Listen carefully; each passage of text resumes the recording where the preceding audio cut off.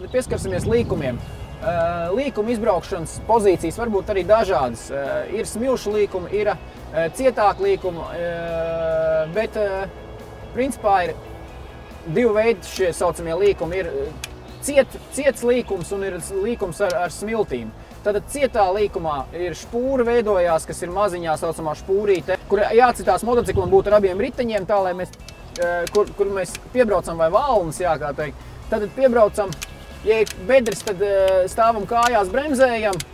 Ja šīs bedres nav, cietajā trasē es izvēlos pozīciju, ka es mierīgi varu sēdēt, nobremzēt efektīgāk ar priekšējām pakaļējām bremzēm.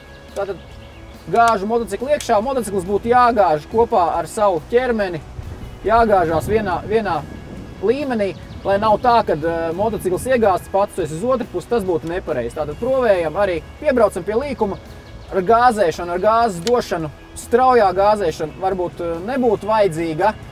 Mierīgi gāzi, lai jūs izbraucat šo līkumu, bet salīdzinoši ātri, tātad nav vajadzīgs līkumā ieskriet, apstāties un sākt no vietas braukt. Tad izvēlieties pozīciju jau no āra maliņas, lai jūs piebrauciet pie līkuma, apsēžaties un visu līkumu izbraucat vienā trajektorijā. Tas būtu pats ideālākais variants.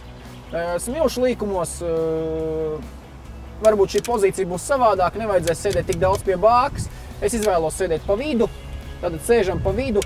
Kāja nav tik vajadzīga izlikt smiltīs, jo kāja ir traucēklis, kas diezgan bieži traucē.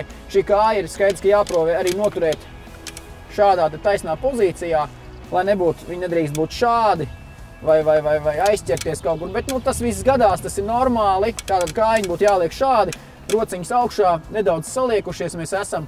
Tātad un braucam līkumā, motocikls tiek sagāzts kopā ar ķermeni. Kājiņi taisni, gāze vienmērīgi, sajūgs tiek palaists vaļā pirms līkuma un mēs izbraucam līkumu. Līkumi arī mēdz būt dažādi. Viens ir garš līkums, viens ir saucamais asas līkums.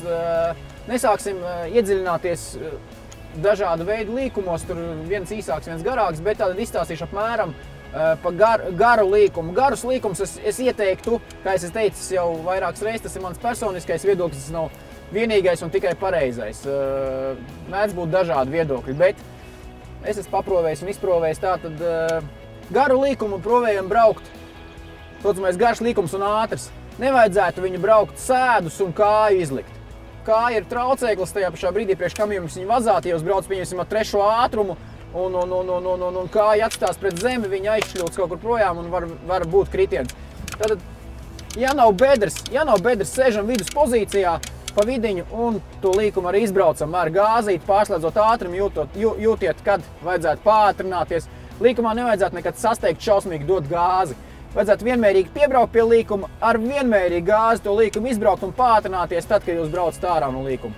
Tātad, tas bija runājot par garu līkumu, nevajadzētu likt kāju ārā. Ja ir bedres smilšu līkumos garos, tātad ceļamies kājās, aizējam atpakaļ un provējam priekšriteni pārcelt pār pa šīm saucamām bedrēm, vaļņiem, kas veidojās izsistās smilšu trasēs.